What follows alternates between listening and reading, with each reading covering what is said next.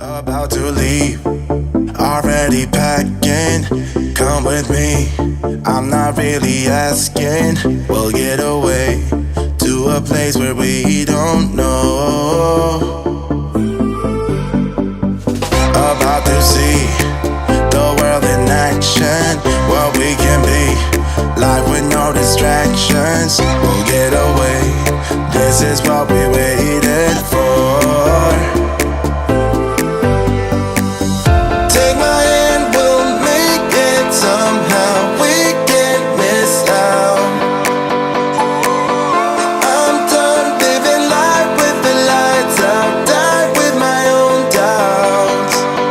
Be free with me. Let's go, let's be free with me.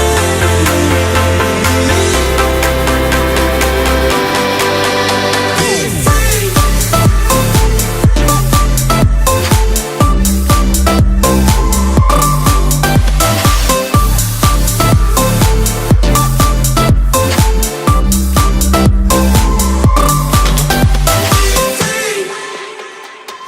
Not looking back, eyes on the freeway, Bonnie and Clyde, a classic cliche. We're on the run, this is what we waited for. Take my hand, we'll make it somehow. We can't miss out. I'm done living life with the lights out. Die with my own doubts. Be free.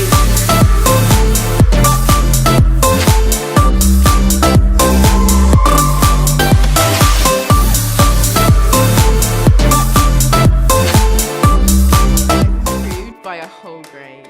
I've improved. Improved By a whole grade. By a whole grade. by a whole grade. My teacher isn't just Mr. Maddock. It's a whole teaching team made up of James, Mike and Marta. My classroom's all about doing and applying. My days standing at the front of the classroom with a PowerPoint are long gone. I master every concept by learning at my own pace. I spend 100% of my class time interacting and supporting individual students. I move on only when the moment is right for me, not the whole class. I know what each and every student is mastering and struggling on at every moment. I know exactly what I need to learn next, and I can go back and review material at any time. I spend my teaching time supporting and inspiring, not planning, delivering and marking. I can learn from anywhere at any time. I can switch off when school closes, knowing they are learning from the best. My teacher has my homework marked before I get to class. I set every piece of homework at the start of the year. I'm 2 weeks ahead of my expected progress. I can track everyone's progress with a swipe of a finger. I can track my own progress and set my own targets. I now have time to focus on developing the skills of every learner in my classroom. I know exactly what it means to explain, evaluate and analyse, and I'm not afraid of any exam. My lessons are now far more about the skills and the application, not just the content itself. I've completely remodeled what it means to be a teacher in my classroom.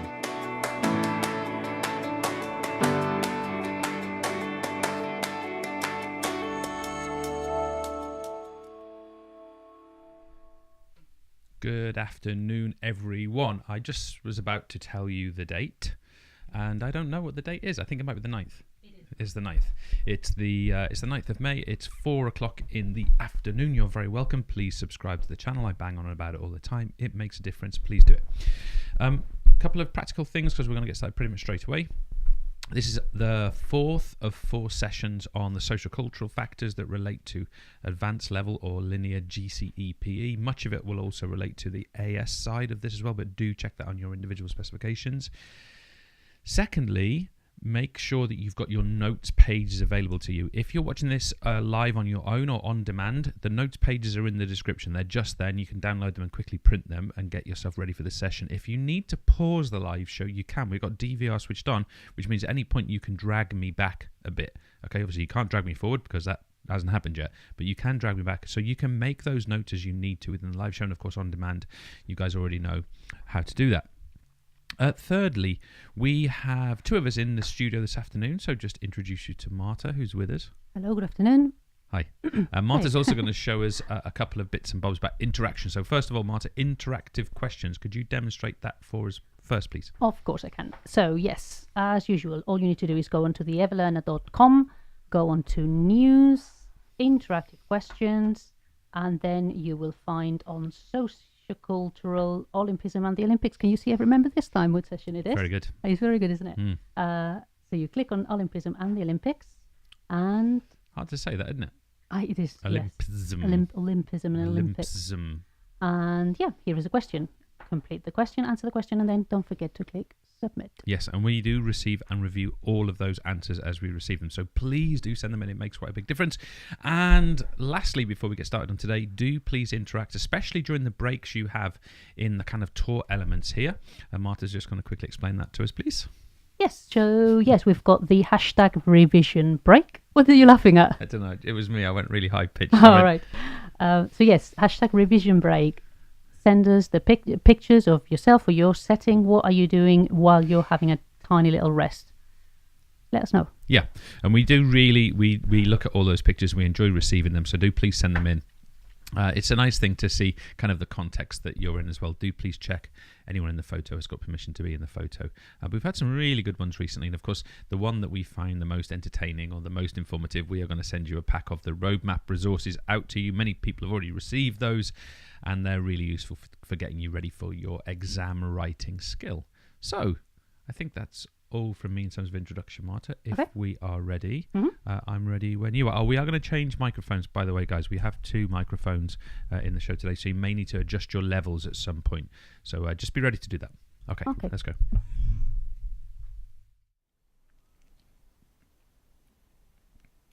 So here we are with the concept of Olympism. Now, obviously, we're going to get to sort of Olympic oaths. We're going to get to notions of the modern Olympics. But what I want to do first of all, I suppose, is I want to address the background. We want to address what was the background of the modern Olympics. Now, for some of you out there, background to modern Olympics. Well, I don't know why I'm writing this out because it's right underneath. Look, I could have just gone this stuff here.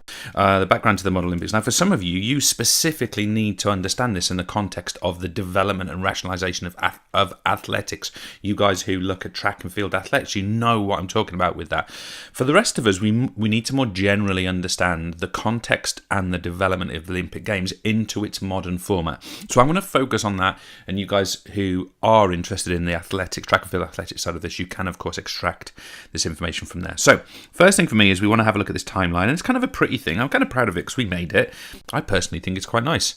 But what I do want to say at this point is we need to address this kind of 1,000 years here. Okay, this 1,000 years here. So it's approximately 1,000 years, a little bit more, a little bit less. And what we have here is we have a period of time where the ancient Olympics takes place and it ultimately ends, okay? And it ends here predominantly because of the growth of Christianity.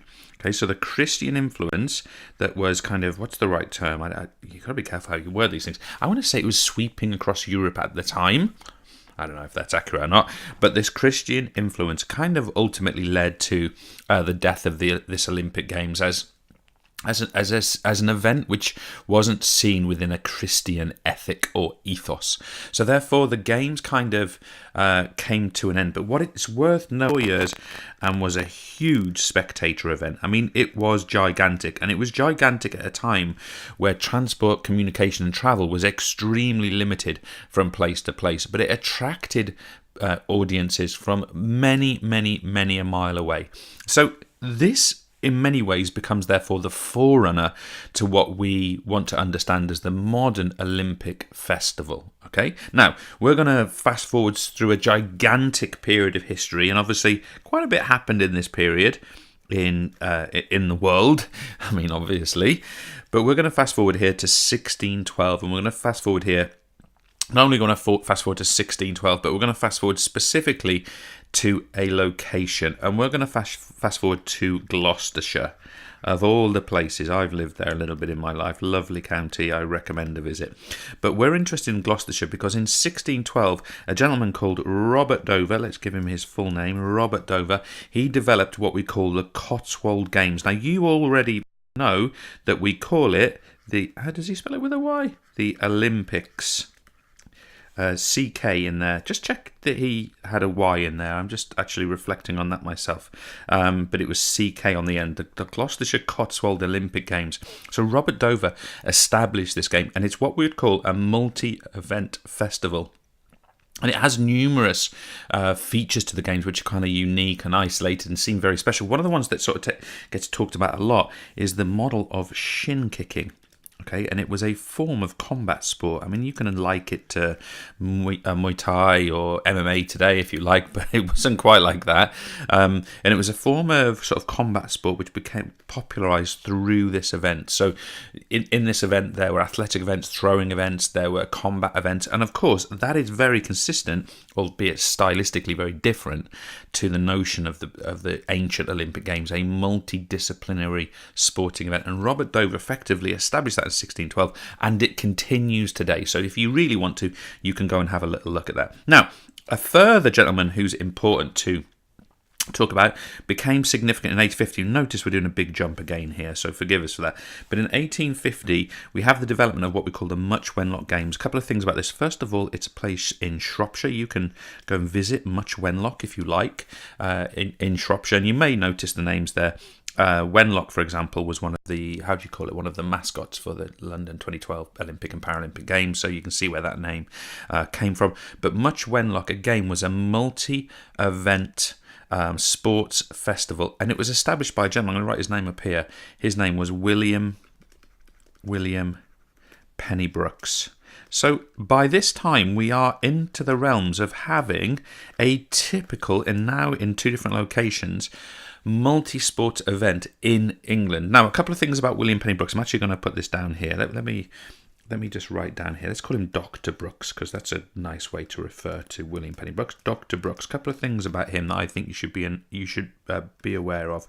This guy who established the Much Wenlock Games. First of all, he considered himself what we call a reformer, and he was particularly interested in the power of sport in the reformative process.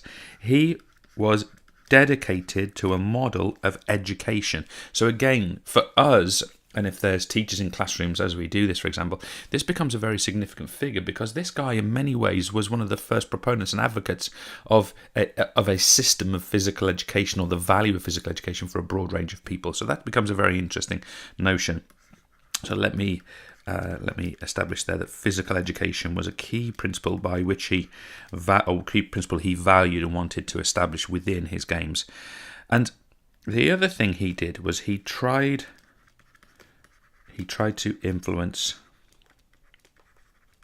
the public schools. So what we've got here is we've got a guy who considers himself or sees himself as a reformer. He's interested in education through movement, and he's trying to influence the most influencing group within sort of the sporting context, which was the public schools of the 19th century, where this concept of athleticism was kind of developing and growing. And as a result of that, this guy becomes particularly important, and important for another reason. But let's just focus for a second on the fact that he established this Much Wenlock Games. Now, we jump forward 40 years, look. And we're now interested in a meeting. We have the same gentleman, Dr. Brooks, who has a meeting with a French baron, Baron Pierre Frédéric de Coubertin. Quite a name, quite a mouthful. From that name, you can tell this gentleman was born into some notion of wealth and riches, an aristocrat within France. And this de Coubertin visited and toured. He toured England, and specifically, he toured places like Much Wenlock for the Games. He also toured these public schools that I've referred to down here, and he started to build up an idea of what we would describe as modern athleticism. Now, those of you that study a little bit about the public schools in the 19th century, which I'm not going to talk about in much detail today, you will already know that this gentleman had a very strong this gentleman had a very interesting experience in touring these now predominant and preeminent public schools, which were really the melting pot and the basis of a development of codified modern sport as we see it today. So, of course, this guy de Coubertin was kind of, I'm probably doing him a disservice, but he was nicking these ideas, right? And as a result of that, de Coubertin in 1896 managed to re-establish a version of the Olympic Games which we refer to now as the modern Olympic Games. Now, a couple of things that I would really stress about this modern Olympic movement before we get to the Olympic oath. A couple of things I would really stress. It was based on a principle of athleticism. This is both moral and physical. Secondly, we can describe, if you like, we can describe de Coubertin as a bit of a visionary, and we consider him to be a bit of a visionary because he sort of, through this Olympic movement, he emphasized kind of three main principles. See if I can just squeeze them in here. He emphasized unity, more of which in a second. He emphasized the notion of international relations, so that this had to be an international event. Okay, so international, and let me put it up here. He also emphasized the note or the value of competition. He emphasized the value of competition. So we can see where this sort of notion of modern Olympic spirit came from. And I would sort of simply say to you about the Olympic Games in Athens, a couple of things you should be aware of. Right, it was amateur entirely, so it was an amateur event. In fact, professionals were completely banned. It involved what we would call today Western Europe. Okay, so Western Europe. It involved the USA. It involved Australia. And it involved Chile. Okay, so these were the countries basically that competed. Interesting facts about the modern Olympics. You mentioned the word unity here. Women were banned from the Panathinaikos Stadium in Greece, in Athens, from even watching this game. So how unified was it? Well, it was unified between certain countries and certain genders, and there was probably not a lot of diversity within those groups. Okay, so there's, I think in modern terms that this is, we would question that concept of unity, I guess. And finally, of course, we have then a whole century of Olympic Games, which, although we've had Rio since, culminated in the third London Olympic Games in 2012, which some of you may well have attended. So moving on from that sort of background, I want to have a look at this Olympic oath and explore it a little bit. It says here, in the name of all competitors, okay, in the name of all competitors, I promise that we shall take part in these Olympic Games, respecting and abiding by the rules which govern them, committing ourselves to a sport without doping and without drugs, in the true spirit of sportsmanship, for the glory of sport and the honour of our team. So a couple of things that I would draw out of that first of all. These points here, that was meant to be an arrow. This is what we'd call intrinsic value. Okay, and what we mean by that is that to participate and to compete at its nature is a fulfilling and developmental experience. Notice this wording here, we want to take part. It doesn't say we are going to compete to win. It doesn't say we are going to scientifically approach the concept of winning a medal. It says we're going to take part. It's based on a principle of respecting and abiding the rules. So it has to be rule-based. So the Olympic oath emphasizes deeply the notion of rule adherence. Let me write that in for you. Rule adherence. So therefore, when we have this as the fundamental principle by which the Olympic Games are manifest, we have to ask fairly serious questions of why things like the Russian doping scandal went on for almost 4 years before Russia was banned, and they competed in 2 Olympic Games, summer and winter. So we have to ask that, and it comes back to the idea of doping with and without drugs. We know today that there are many examples of individual drug use and deviancy in that way, but we also know that there are systemic approaches to drug use. Now, Russia most recently is the biggest example, but there have been other kind of partial approaches. Now, before I make this statement, let me be clear that the group I'm about to talk about have not been proven to have cheated in any way, shape or form. Okay, so let me prefix it with that. But can we also look at something like the Team Sky approach, which ultimately feeds into the Olympics, and what we might call the kind of the professionalism the professionalism of that approach, and raise questions about this notion of taking part, respecting the rules, and doing so with glory and honour those intrinsic values. Could we make an argument that that concept has been diluted today because of this push towards professionalism, win at all costs, or the win ethic, and winning as being the commodity of value? So I'm obviously taking a very sceptical approach to this oath, but this is the Olympic oath that all athletes swear to. Now, the Olympics is also traditionally seen as an amateur event. So let us just clarify what we mean by amateur. You guys know already that we describe it as non-paid. Okay. Now, we also know that golfers, tennis players, basketballers, professional athletes take part in the Olympic Games. Now, they may not be paid a performance fee by the IOC, for example, but they are being paid in other ways, endorsements, increase in exposure, this sort of thing. Amateurism is also what we call a traditional approach, okay, a traditional approach, and it emphasizes the value of taking part over winning. It's what we describe as a non-scientific approach. Amateurism is not a model which is closely linked to sports science, biomechanics, physiology, sports medicine. It's linked to a notion of kind of one's natural talents coming to preeminence and allowing one to be successful. Amateurism we tend to describe it as for intrinsic values. So amateurism is all of these sorts of things. So if amateurism is closely associated with the Olympic Games, it's a particularly fair question to ask: to what degree is amateurism still representative of or does this Olympic Games still represent amateurism today? And of course, we see some examples, many examples, where the concept of amateurism to a great degree has been lost. That's not to say it's been entirely lost, but to a significant degree it has been lost. So it's much more than not being paid. It's also this traditional non-scientific natural talents, intrinsic value. In the very traditional sense, we would say the glory of God. Okay, so people would perform in this kind of image of God. I mean, we always quote this sort of great example of the film The Chariots of Fire. It might be worth you having a look at it at some point. Sort of this godly idea that your movement and your participation is representing some kind of God-given talent or ability. And that's what we mean by amateurism. Now, I've gone way too long on this already, so let's have a look at a question. I don't want to sort of show the bit of my answer so far. This question here asks me, suggests to me, discuss the extent to which the modern Olympic Games can still be considered an amateur event. So, we're given the command to discuss, and as we've said in many occasions before, discuss could mean numerous things. It often means you have to describe something. It often means you have to explain something. It often means you have to compare something.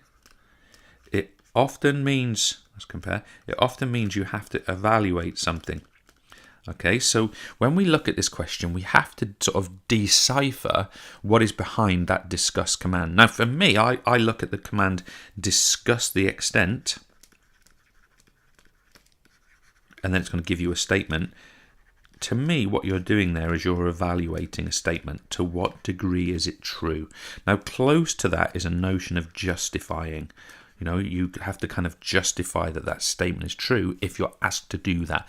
But in this case, I think we're evaluating. Why? Because we're going to have a look at to what degree is it amateur and to what degree isn't it amateur. So on that basis, it's very common we're going to see statements such as, on the one hand, on the other hand. So you're looking, in other words, at both sides of this argument. On the one hand, it is amateur because, on the other hand, perhaps it's not so amateur because. You know, we're looking at those kinds of structures. We're going to be using lots of becauses. We're going to be using an example of this. We're going to be using also a strength of this argument is, a weakness of this argument is, and so on. So what we're going to do here is we're going to take this statement, the modern Olympic Games can still be considered an amateur event, and we're going to decide to what degree is that true. So this is kind of a long answer question. Now, again, you guys are on OCR. Yes, you have to consider the synoptic nature of this, but I'm not including that within this particular session. In fact, we're not including that in our revision at all. Take your teacher's guidance on that stuff. So what have I got here? Let's have a look. So I'm trying to judge this. On the one hand, we mentioned this earlier, on the one hand, the Olympic Games welcomes amateur athletes from all parts of the world. So it welcomes amateur athletes. On the other hand, the Games have increasingly become associated with professionalised sports. Okay, so I've clearly looked at that from both sides of the possible argument, and I can link those up as a possible accreditation or possible credit for this question. So sports such as tennis and golf. Look, so I'm giving examples here. It could be argued that amateur ideals are still at the heart of the game, at the Games. So amateur ideals still at the heart of the Games. However, in many cases, athletes are focused entirely on winning, and fair play has taken a secondary role. So I'm arguing both sides of this. So fair play, much less important. By the way, I definitely should have written fair play when I was doing this earlier. Apologies. It's based on a notion of fair play, or what you might call sportsmanship, rather than, for example, a win ethic or win at all cost ethic, which are not the same thing. We're also saying here, currently, athletes are not paid. So that clearly agrees with the amateur conditions. They're not paid money for competing. Nevertheless, these same Olympic athletes make other income through endorsement, TV appearances, and so on, okay? So we're making both sides of this argument. Yes, it's amateur, but on the other hand, it's not. It's kind of including of professional scientific approaches, but it still holds on to an amateur centre, and so on. In support of this statement, many athletes retain an intrinsic value to competing. So that's in support of the amateur side. However, there have been countless cases of athletes displaying a win-at-all-costs approach. Now, when I read my answer back there, or I would consider that to be like a quarter of an answer, the start of an answer, we need to go further, we need a conclusion, all those things. The thing that I feel I haven't included enough of is examples. Okay, so I'd urge you to put some further examples in. I've mentioned tennis and golf here, but look, countless examples where people are displaying a win-at-all-cost approach. Could I give an example of that? Could we look at, say, Wiggins and his TUE, his therapeutic use exemptions? Now, you've got to be careful what you say and how critical you are of people, because we don't know exactly what happened, but it would be certainly interesting to raise it as part of the consideration within this answer. Okay, that's enough for now.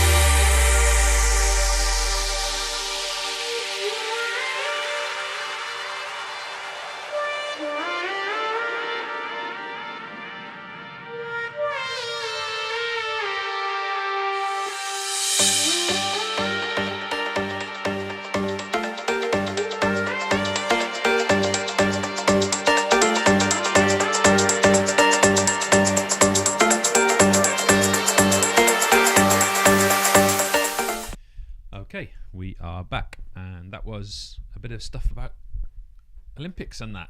So yeah. So any questions? Yes. Right. One is about the Olympic oath. And it says... Oath or oath? Oh, how do you pronounce it? Oath. Oath. What did I say? You probably said it like that. Yeah, I think I said oath. Right. So how relevant is the Olympic oath now that so many people have been caught cheating or doping? That's a big problem. Some of you, if you would have caught me on a previous session we did, you may even have heard me suggest the possibility that the Olympics has been fundamentally undermined by especially the Russian state drug scandal.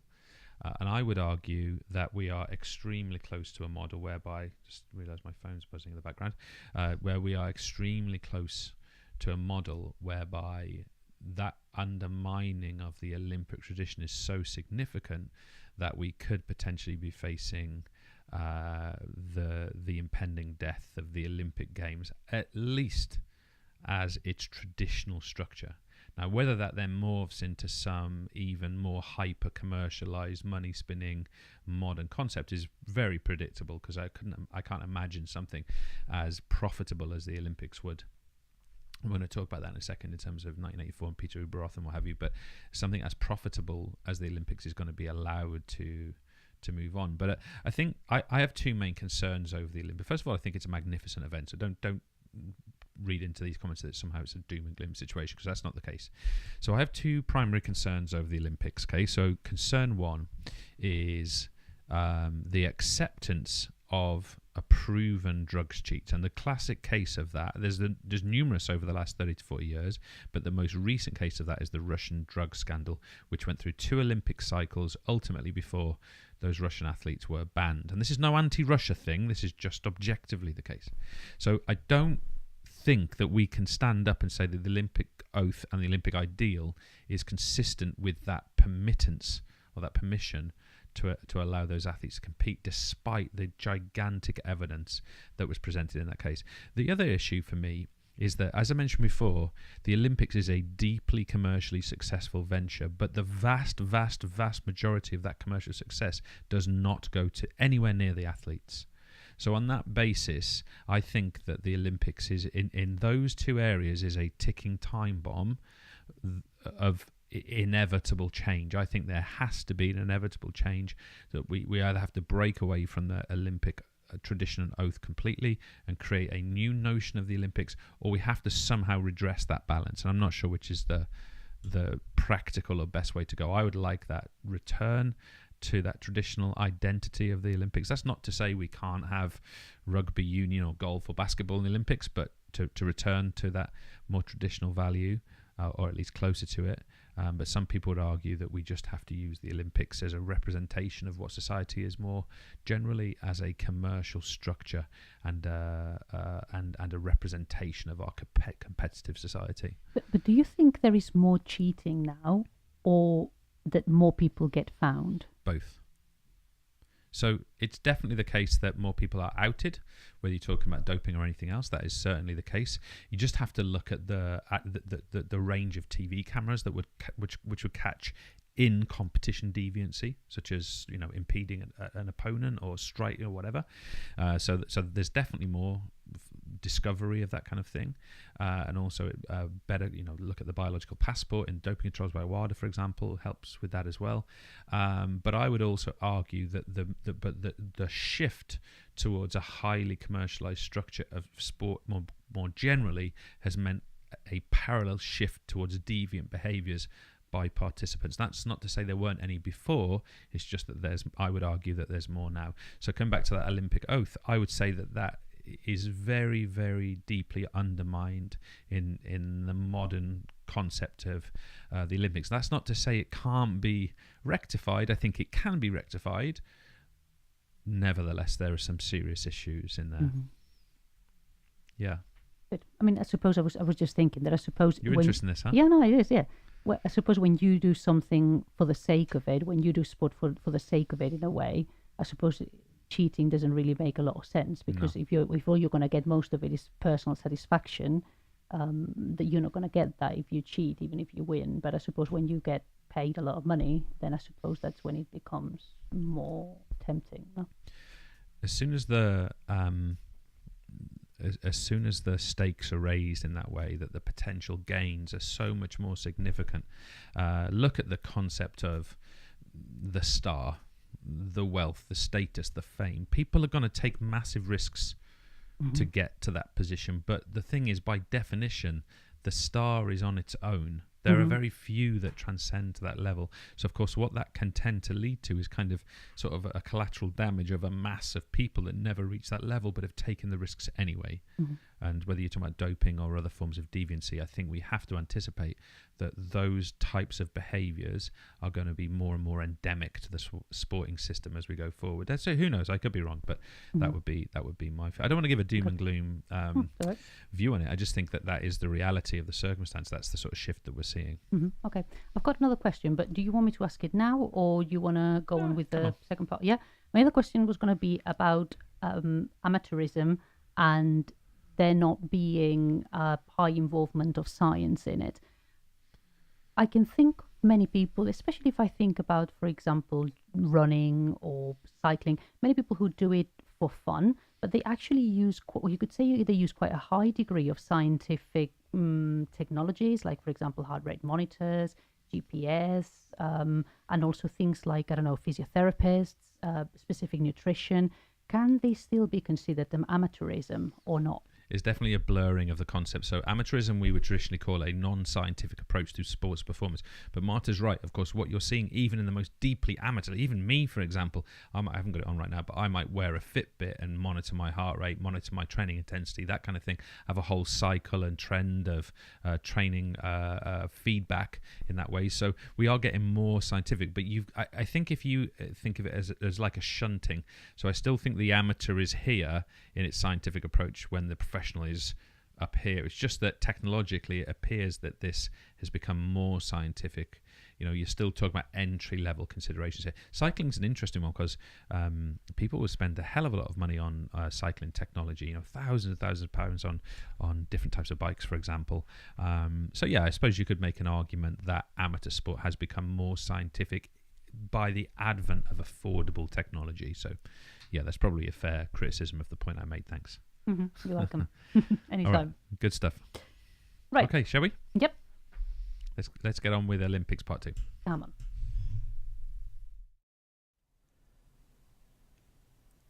Okay, so let's have a look at these individual examples of Olympic Games. And guys, two things before we start. First of all, this session is not relevant to you AQA bods, okay? So if you're an AQA, you know, it's not going to do you any harm to study this, but let's be honest, it's not going to be a fundamental part of your exam experience. So just be aware of that. Secondly, I want to sort of prefix this entire session because we're going to look at some really sensitive things here. We're going to have a look at notions of racism, notions of terrorism, notions of murder and violence. I'm just conscious that in a very time pressured environment where I go through this really, really fast, I might place a word not quite perfectly or something like that. Just understand that what I intend to do here is with the utmost sensitivity to anybody who's been affected by these incidents. And with respect, you guys know that, right? I think you already know that would be the case. But just so you know, sometimes we do these things live. You can sometimes phrase something in a way that doesn't sort of represent your views. So just be aware of that. Anyway. All that being said, let's see what happens. You guys might be more attentive now I've said that. So 1968 seems a long time ago. It was before I was born even, or a very long time ago. And we're interested in this games in 1968. And of course, it's the games in Mexico City. Okay, Mexico City. And of course, we're going to get to Smith and Carlos in a moment. But the first thing I want you to be aware of with this games is it's the first in Latin America. So Latin America, what we mean by that is any Spanish or Portuguese speaking part of the American continent. So that includes all of North American Spanish-speaking areas such as Mexico, but it also includes the vast majority of South America, including Brazil. Okay, so this was the first game. We've had another one in Rio subsequently, of course, but this is the first one. Why is that important?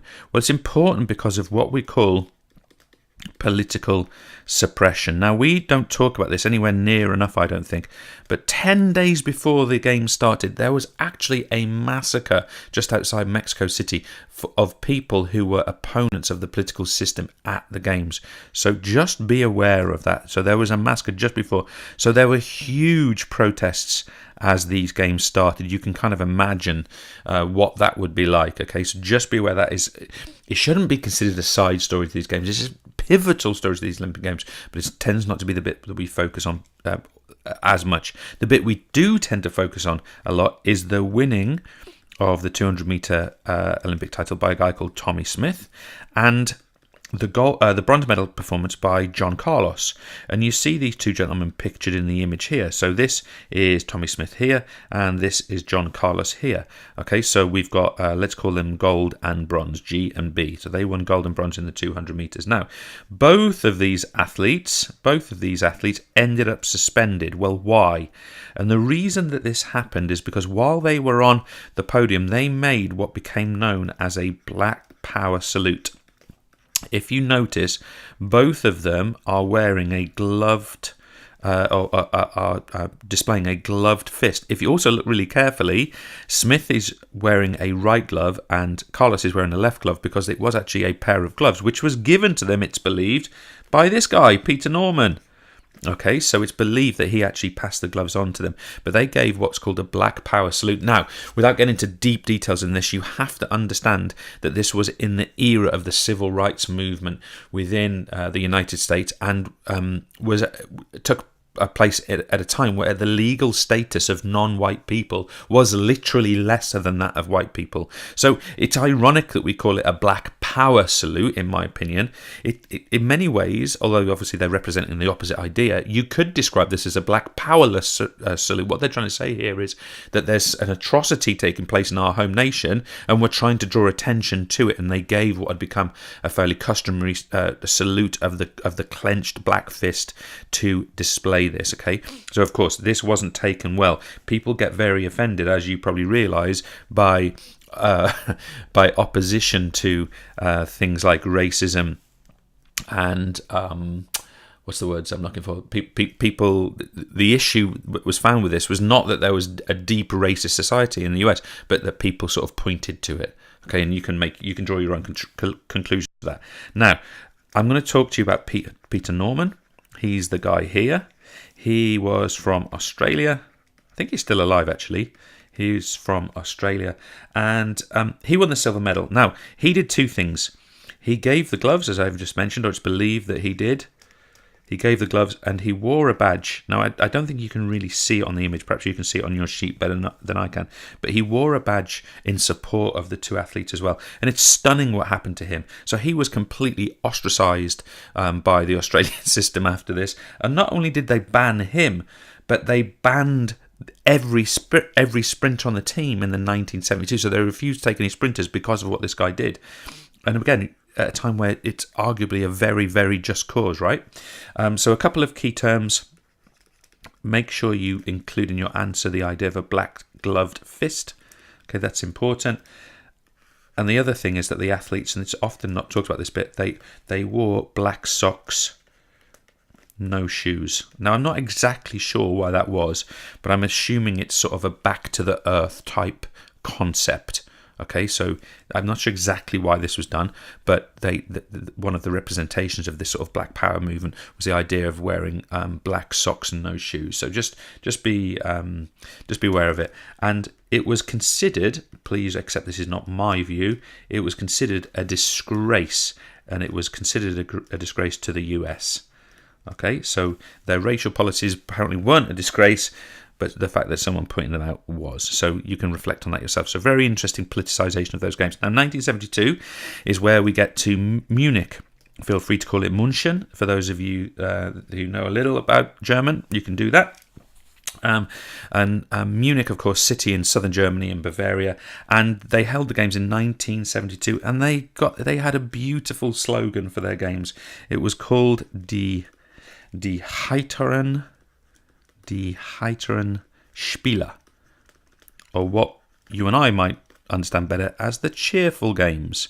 And the games had been entirely set up to be a contrary example to that which had been shown pre-war in 1936 by Hitler and Goebbels, who presented this idea of racial supremacy. So it was really important to the German state that they represented a completely different notion of what an Olympic Games could be. It didn't quite work out that way. Why? Well, an organisation called, what is believed to be called at least, the Black September organisation, the Black September organisation, they stormed the Olympic Village. And it is believed, well, they were Palestinian. One of these guys, I believe, is still alive today. The last time I read about this, it may have changed since then. What did they do? Well, they undertook what we would refer to as a kidnapping. Kidnapping, again, I never know exactly what words to use for this particular set of circumstances, but let's go for this. But they undertook a kidnapping and murder of 11 Israeli athletes and officials. So, unbelievably serious stuff. I mean, this is so far from the concept of sport that it's possible to get, right? So, as a result of this, we had all kinds of issues that led from this. So, first of all, it's really useful for us to know that this led to what we call the Anti-Terrorism Movement.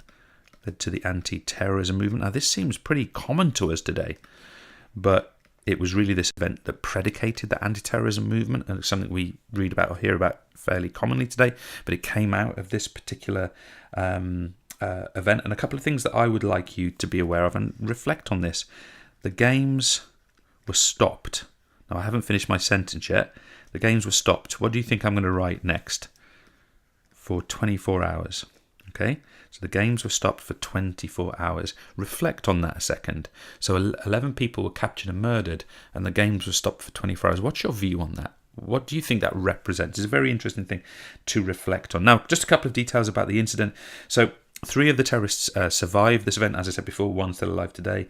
They managed to persuade the authorities to get them a helicopter to take them and their captives to the airport. There was then a botched arrest, and there was gunfire, there were grenades that were exploded. There was a machine gun involved, and the attempt to actually get these athletes and officials back went badly wrong. And one of the things that's believed to have caused that was that the German security forces were effectively unarmed. So since the events of the 30s and 40s, when of course the Second World War had happened, we're not going to get into that stuff, but of course Germany wanted to present itself as a non-militarized place, and as a result of that, this event perhaps got even worse. Anyway, I want to be careful what I say about that, because there's many different ways to interpret that. Finally, at least for this session, and do be aware that some of you do look at other games, I want to talk about the 1984 games that were held in LA. Okay, and this is actually the first games that I personally remember.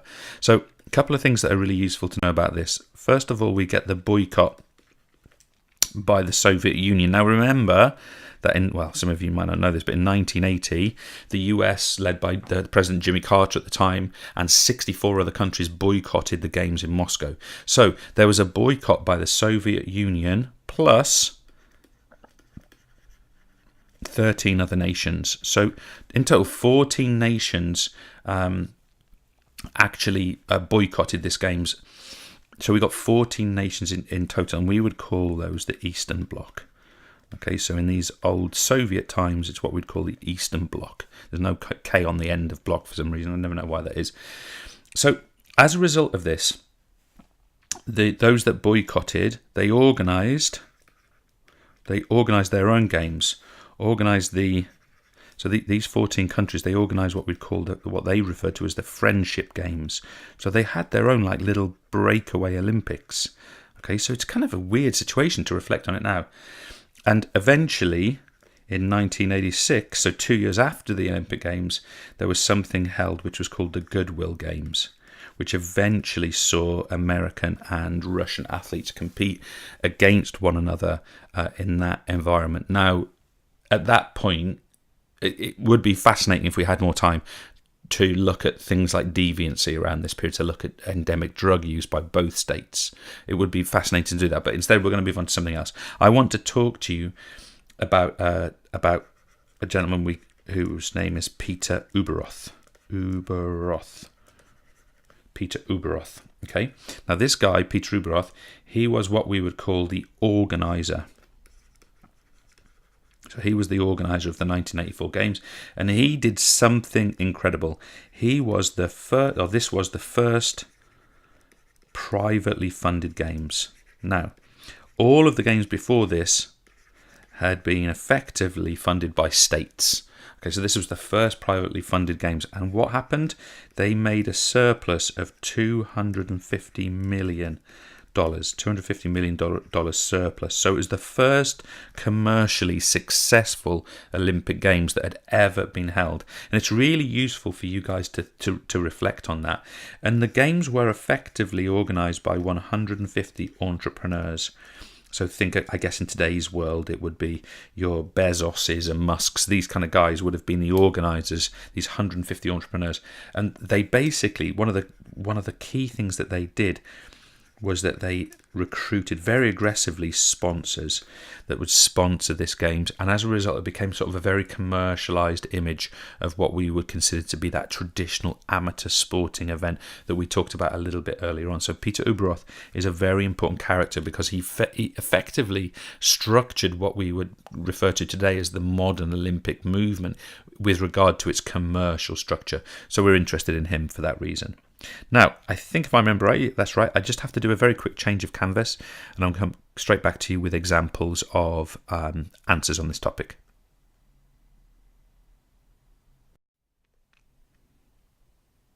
Okay, canvas changed and we are in the home straight. So let's have a look at this question. Making reference to a range of Summer Olympic events, so we must talk about a range of Summer Olympic events. We're not going to get anything for talking about Winter Olympics in this question. Explain how. Okay, I'm going to come back to that. Explain how the modern Olympic Games have become a vehicle for political exploitation. So, for me, first of all, explain how. In my mind, I immediately jumped at a certain kind of sentence structure, and it'd be a nice one for you perhaps to potentially be able to jump to as well. I know that in this answer, I'm going to be sort of writing something happens by the following happens. Something happens through the process of something else. Okay, I know I'm going to be structuring it that way because that's how you explain how something happens. It happens by A, B, and C. It happens through the following. Okay, and via is another possibility that you can use if you want. So I already know that my sentence structure is going to incorporate those things. Now, I've got some mad question structure here because I've been asked for 8 marks. Now, again, I would ask all of you, check on your specification. Is it possible you'll get an 8-mark question, which is 1 correct answer for 1 correct mark? For some of you out there, it is possible, and for others, it's much, much less likely, okay? So just reflect on that as well. But for here, we're going to assume that is the case. If your maximum kind of what we call short answer questions, if your maximum is 6 marks, you can change this to a 6 marker if it works better for you, okay? So, on that basis, I want to start going through this process. How is it that different Summer Olympics have become a vehicle for political exploitation? Now, I'm going to talk about some of the games we have referenced already, and I'm going to incorporate knowledge for some that we haven't. And I think I'm going to avoid completely 1968 in here because I'm going to talk about that when we get down to this question here. Okay, so I'm going to choose not to talk about 1968 because we're going to look at that in a second. So, let's have a look. Hitler. We could write Hitler and Goebbels, we could write the Nazi Party, write those sorts of things. Hitler politicized in the 1936 games by promoting racial supremacy and downgrading the achievements of non-white athletes. What's going on with my writing here? This should say athletes in there. Non-white athletes such as Jesse Owens. I obviously wrote that in a bit of a rush. Non-white athletes such as Jesse Owens. So we pick up 2 marks by talking about Hitler's politicization of the 1936 game through this promotion of kind of Aryan white supremacy and the downgrading or the refusal to acknowledge non-white athletes such as Jesse Owens. So by talking about this political behavior, we show how this process is taking place. Let's have a look at another example. In Munich in 1972, Palestinian terrorists politicized by capturing, holding hostage and murdering, that was meant to be read, 11 Israeli athletes and officials. Okay, so could we get a mark for saying Palestinian terrorists? Could we get a mark for saying capturing, holding hostage and murdering? Now again, you might want to reflect on why Palestinian terrorists would have done this. I mean, for that I would encourage you to get a big picture understanding of the Palestinian and Israeli as the Jewish state situation in the Middle East. So of course, in this particular issue, it was not accidental that the Palestinians targeted the Israeli athletes, one would assume. Okay, so that's why that kind of political exploitation is taking place. Next point. In 1980, and we didn't look at Moscow just now, but as an example, Jimmy Carter and the US made political acts by boycotting, along with 64 other nations. So we've got Jimmy Carter in the US, and we've got the boycotts of those nations. Okay, so we've got this political act. And again, look here, we've got by. It's happening by the following. Next example. In 1984, the Soviet Bloc politicized the Games through a 14-nation boycott of the Olympic Games. And then we end up with Almax. Now, again, I repeat, we could have talked about the 1968 Games. We could have talked about the 76 Games in Montreal. For those of you that study it, only some of you do. Incorporate the games which are relevant to you in your course. But the point I want to make there is that's how we get through an explain how question. We say it happens by and through. Have a look at that. Through, by. Where have I gone over here? By. Okay, so I'm clearly going through that, explaining how process. And it's such a simple thing, guys. It's not even like a writing frame, really. I mean, it's a thinking frame. You would have the knowledge to go about these things, but the question is, could you just put them into a structure, which is an explaining how structure? And that's a very simple model in order to achieve that. Okay, next question. With reference to the Summer Olympic Games of 1968 specifically, summarize the relationship between sport and politics. So again, in many ways, it's the same question.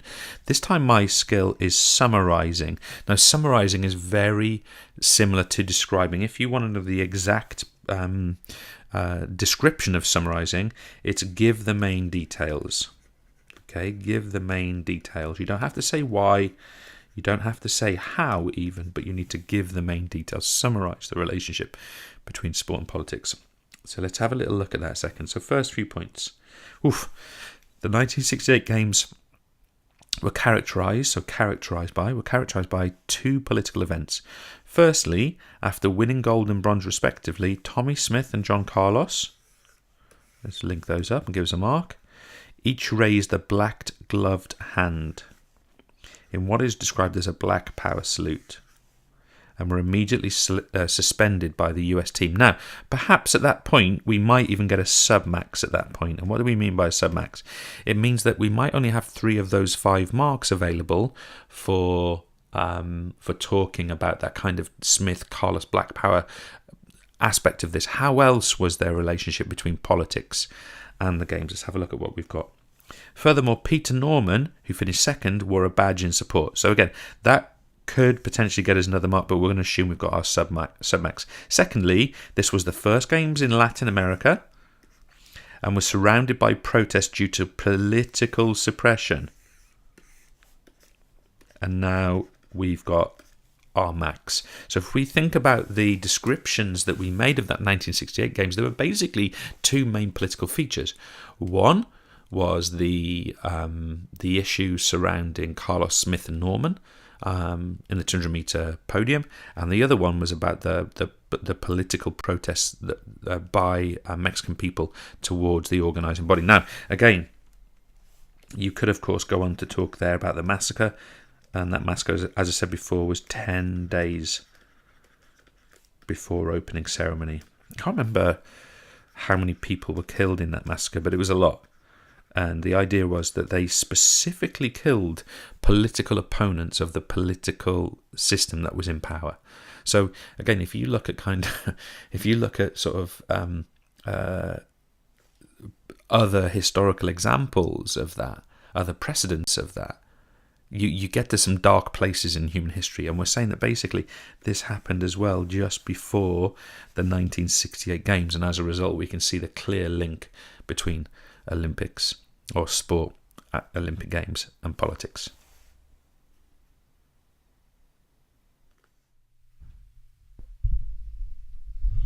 So, some controversial stuff in there.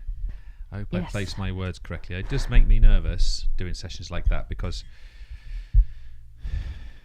it's very easy, isn't it? It's easy to give the wrong impression. And what I'm trying to do there is teach some reported facts. I'm not expressing my opinion. I will express my opinion if you ask me. I won't. Okay. Yes. Questions? So I've got a question. I would like to know when were Norman Smith and Carlos, that's the one, when were they sort of forgiven or pardoned or apologized to? Did it happen immediately, shortly after? What happened? Yeah.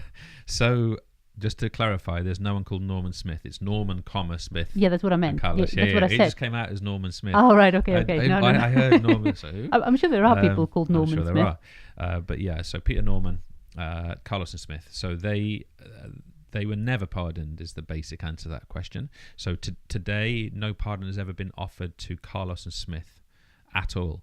Peter Norman was offered a pardon, but he refused it because the pardon was conditional on him distancing himself and condemning Carlos and Smith, and he refused to do that. And when you take into account that Smith and Carlos had gone back to the US and at least within their own community had been returning heroes for what they had done, even though they'd been stripped of their medals by the IOC the day after the 200-meter final. They returned back immediately from Mexico to the US. I don't remember exactly where each of them's from. And they, within their own communities, they would consider to be absolute sort of public heroes and were welcome home.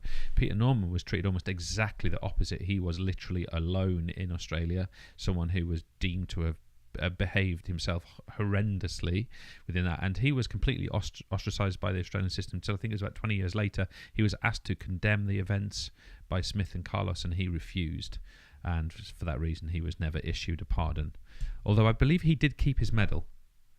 I believe he did. I don't think he was stripped of his medal. I believe he kept it. But if the IOC took the medal off Carlos and Smith, why? Oh, because Norman didn't do the salute. Because he didn't do the salute. He didn't raise his. I mean, how dare you raise a fist? I mean, yeah. I mean, it's an interesting right. What we condemn in our society, we condemn someone doing this. Okay, it has a political significance. Yes, it did.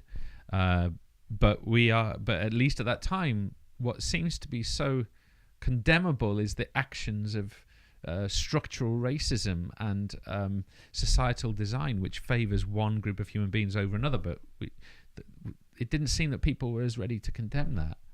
So I just find it, but I mean, it's hard to put it into the modern mind and try and to understand those cases. It's kind of some background information is useful to know about it. So as an example, you can imagine the impact of this. I don't know if it's directly related. So John Carlos's wife committed suicide. It's interesting to know. Now, I don't know what the cause of that was, but it's presumably there's some kind of relationship there. Other things it's probably worth knowing about Smith and Carlos as well is that they didn't just wear the glove. They, I think at least Tommy Smith, he wore a black beaded necklace, and he reported afterwards. It makes me really sad saying this, but he reported afterwards that was in memory of all of the black Americans who had been lynched. And no one had ever said a prayer for them. So you can imagine imagine how strongly this guy would have felt about this. And he also wore a black scarf, which I believe from memory was representative of the tarring of black people as they were lynched. So it's, I don't want to bring the mood down because it's savage stuff and yeah, really difficult to understand. So if I give you my perception on these people, I mean, I would hold these three up as in the highest of regard, the highest echelons of people who in the last 100 years deserve respect for the acts they did. I don't know if they're perfect people. I'm sure they've made loads of mistakes in their life. You may even be able to dig out some dirt on one, two, or all three of them that they've done this, that, or the other in their life.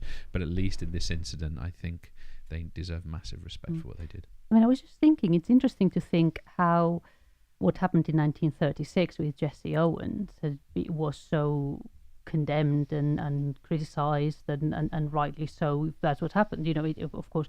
But then that when you're possibly given the chance to put something right, which, to be honest, you are, as it's within the same topic, isn't it, of racism, and that actually you don't. So the argument is that Hitler left the stadium and refused to shake hands with Jesse Owens after winning. How many gold medals did Jesse Owens win? 3 or 4? I can't remember now. I don't know. No, it's not known whether that did happen exactly that way, but that's certainly how it's reported historically, that it happened that way. And the argument for that was that this was a blow to Hitler and Goebbels' representation of the supremacy of the white Aryan person. So presumably that's why. But I think it's an interesting point.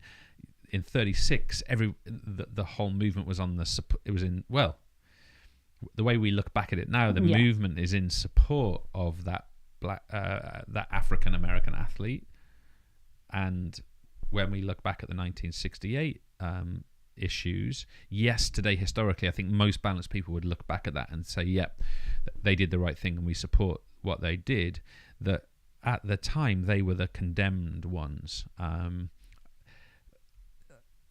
It's worth knowing that there were quite a few dignitaries and visitors in Berlin in 1936 that Sieg heiled Hitler and saluted with the Nazi salute. I don't want to get into it because it upsets people, but some of them were very British, put it that way. So very British, at least by status. So it depends which bit of history you want to read. But I would encourage people to read as widely as possible and as deeply as possible. If you go on a progressive Google search about these things, you uncover something interesting stuff quite quickly. But yeah, I don't want to go too far down that because it's a little bit awkward. And you want to ask something else? I can see. No. I wasn't. No, I wasn't going to go deep. I just thought of these two incidents because there are two things that are studied in the course. Well, in some of the courses, not everyone studies the 1936 games, but but it's pretty well known. I mean, race politics has been closely associated with the Olympic Games, and I would argue it remains closely associated to the Olympic Games. So racial politics and racial equality, I think, is something. That today, and look, I mean, if you want to link it to modern sport, look at the case of, say, Colin Kaepernick, who was the quarterback of the San Francisco 49ers, who now no longer plays at the top level of American football. And the reason most people argue that he no longer gets a contract at that level is because he refused to stand for amongst many other people, refused to stand for the national anthem during numerous games of a San Francisco 49ers season, I think 2 seasons ago. And he was one of the guys that Mr. Trump outwardly condemned for their actions for not standing for the national anthem. So there is some comparison there. I don't know enough about the modern cases to really give a clear opinion on it, but it certainly feels like the issue has not gone away. Exactly whether right and wrong is in that, it's hard to say, but it certainly feels like the issue is still alive today, and sport still remains a vehicle, because sport is very closely associated with patriotism. So for that reason, politics is also associated with sport, because it uses the conduit of nationalism and patriotism to become a phenomenon linked to sport. So it's interesting from that perspective. But yeah, the Kaepernick and the NFL footballers, American footballers, the taking of the knee for the national anthem could potentially be considered a comparable act to that which was done in '68 in what am I trying to say? Mexico City. So yeah, brilliant, cool. So we steered around some potentially controversial stuff well there, I think.